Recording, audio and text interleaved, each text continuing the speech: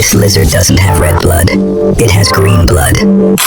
It's called the Green-Blooded Skink, and it's found in New Guinea. Unlike most animals, this lizard has bright green blood, not red. The green color comes from a chemical called biliverdin, which is actually toxic to humans. But this skink doesn't just survive it, it thrives with it. And honestly, it looks like something straight out of a sci-fi movie. For more rare and mind-blowing animals, make sure to subscribe to Fact Beast.